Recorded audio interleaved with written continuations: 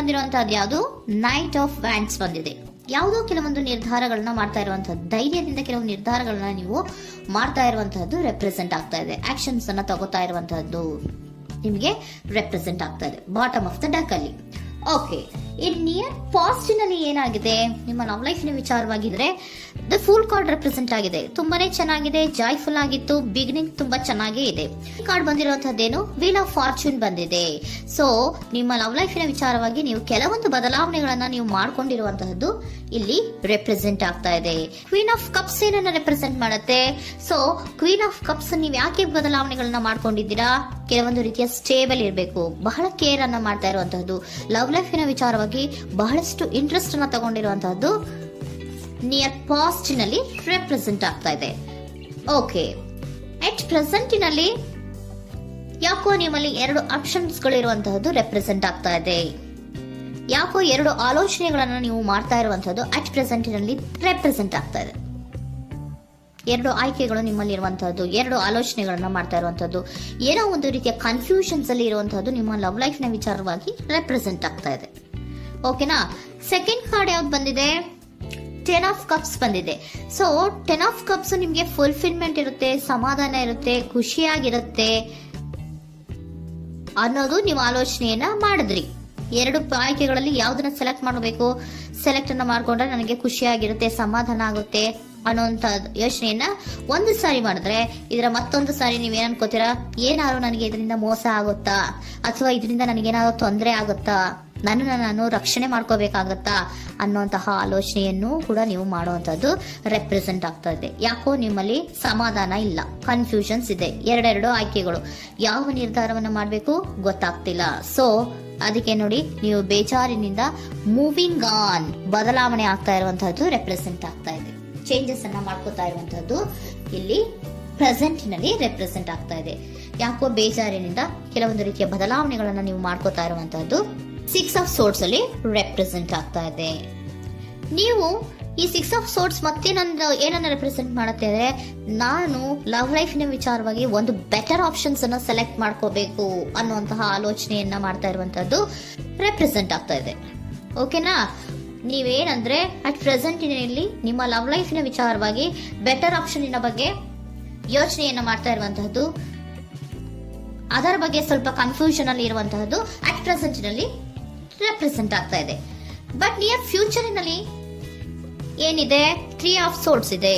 ಕೆಲವೊಂದು ರೀತಿಯ ಬೇಜಾರುಗಳಿರುವಂತಹದ್ದು, ನೋವುಗಳಿರುವಂತಹದ್ದು, ಕೆಲವೊಬ್ರು ಅಳ್ತಾ ಇರುವಂತಹದ್ದು, ಭಾವನಾತ್ಮಕವಾಗಿ ತುಂಬಾ ಫೀಲ್ ಅನ್ನ ಮಾಡ್ತಾ ಇರುವಂತಹದ್ದು ನಿಮ್ಗೆ ರೆಪ್ರೆಸೆಂಟ್ ಆಗ್ತಾ ಇದೆ. ಯಾಕೆ ನಿಮಗೆ ಆ ತರ ಆಗತ್ತೆ ಅಂತ ಅಂದ್ರೆ, ಡೆವಿಲ್ ಕಾರ್ಡ್ ರೆಪ್ರೆಸೆಂಟ್ ಆಗಿದೆ. ಸೊ ಡೆವಿಲ್ ಕಾರ್ಡ್ ಏನನ್ನ ಹೇಳತ್ತೆ? ಅಡಿಕ್ಷನ್ಸ್ ಅನ್ನ ಹೇಳತ್ತೆ. ತುಂಬಾ ಯೋಚನೆಯನ್ನ ಮಾಡುವಂತಹದ್ದು, ಮೇಲಿಂದ ಮೇಲೆ ನೀವು ಒಂದನ್ನೇ ನೀವು ಯೋಚನೆ ಮಾಡ್ತಾ ಇದ್ರೆ ನಿಮ್ಗೆ ಅಲ್ಲಾಗುವಂತದ್ದೇನು? ನೋವುಗಳೇ ಅಲ್ಲಾಗುವಂತಹದ್ದು. ಸೊ ಯಾತಕ್ಕೆ ಅಂದ್ರೆ ನಿಮ್ಮಿಬ್ಬರ ಮಧ್ಯೆ ಕೆಲವೊಂದು ರೀತಿಯ ಘರ್ಷಣೆಗಳಿರುವಂತಹದ್ದು ರೆಪ್ರೆಸೆಂಟ್ ಆಗ್ತಾ ಇದೆ. ಕೆಲವೊಂದು ರೀತಿಯ ಮನಸ್ಸು ಒಂದೇ ತರ ಆಲೋಚನೆಯನ್ನ ಮಾಡ್ತಾ ಇಲ್ಲ. ಒಂದ್ಸರಿ ಆ ತರ ಯೋಚನೆ ಮಾಡ್ತೀರಾ, ಒಂದ್ಸರಿ ಈ ತರ ಯೋಚನೆ ಮಾಡ್ತೀರಾ, ಕನ್ಫ್ಯೂಷನ್ ಅಲ್ಲಿ ಇರ್ತೀರಾ, ಏನ್ ಮಾಡ್ಬೇಕು ಗೊತ್ತಾಗಲ್ಲ. ಸೊ ಅದಕ್ಕೆ ನಿಮ್ಗೆ ಬೇಜಾರು, ನೋವು ಇರೋಂಥದ್ದು. ಮತ್ತೆ ನೆಕ್ಸ್ಟ್ ಕಾರ್ಡ್ ಬಂದಿರುವಂತದ್ದೇನು? 5 ಆಫ್ ಪ್ಯಾಂಟಿಕಲ್ಸ್ ಬಂದಿದೆ. ಸೊ 5 ಆಫ್ ಪ್ಯಾಂಟಿಕಲ್ಸ್ ಏನು? ತುಂಬಾ ಇದು ಕೂಡ ತುಂಬಾ ಬೇಜಾರಿನಲ್ಲೇ ಇರುವಂತಹದ್ದು, ಫೀಲಿಂಗ್ ಲೆಫ್ಟ್ ಔಟ್ ಆಗ್ತಾ ಇರುವಂತಹದ್ದು, ರೀತಿಯ ಒಂದು ಬ್ಯಾಡ್ ಸಿಚುಯೇಷನ್ ಅಲ್ಲಿ ಇರುವಂತಹದ್ದು, ಅಂದ್ರೆ ಯಾವಾಗ್ಲೂ ನೋವು ಪಡ್ತಾ ಇರುವಂತಹದ್ದು, ಯಾವಾಗ್ಲೂ ಯೋಚನೆ ಮಾಡ್ತಾ ಇರುವಂತಹದ್ದು, ಇಮಿಡಿಯೇಟ್ ಫ್ಯೂಚರ್ ನಲ್ಲಿ ಈ ರೀತಿ ರೆಪ್ರೆಸೆಂಟ್ ಓಕೆನಾ? ಸೊ ದ ಮೂನ್ ಕಾರ್ಡ್ ಏನನ್ನ ರೆಪ್ರೆಸೆಂಟ್ ಮಾಡುತ್ತೆ ಅಂದ್ರೆ, ರಿಯಾಲಿಟಿಯ ಕಡೆಗೆ ಹೆಚ್ಚು ಗಮನ ಕೊಡದೇ ಇರುವಂತಹದನ್ನ ರೆಪ್ರೆಸೆಂಟ್ ಮಾಡುತ್ತೆ. ಓಕೆನಾ? ಇದಿಷ್ಟು ನಿಮ್ಮ ಸ್ವಂತಿನ love reading. Next angel guidance ನಿಮ್ಗೆ ಏನ್ ಕೊಡ್ತಾರೆ ಅನ್ನೋದನ್ನ ನೋಡೋಣ. ನೋ ಅನ್ನೋಂತ ಆನ್ಸರ್ ಅನ್ನ ಕೊಡ್ತಾ ಇದ್ದಾರೆ. So no, not the right time. ನೀವೇನು ಕೂಡ ಈ ಕನ್ಫ್ಯೂಷನ್ ಅಲ್ಲಿ ಇದ್ದಾಗ ಯಾವುದೇ ರೀತಿಯ ಡಿಸಿಷನ್ಸ್ ನ ಮಾಡೋದಕ್ಕೆ ಇದು ಕರೆಕ್ಟ್ ಆಗಿರುವಂತಹ ಟೈಮು ಅಲ್ಲ. Perfect timing. So perfect timing ಅನ್ನ ಬಂದಾಗ ನೀವು ಕೆಲವೊಂದು ರೀತಿಯ ಡಿಸಿಷನ್ಸ್ ಅನ್ನ ಮಾಡ್ಬೇಕಾಗತ್ತೆ.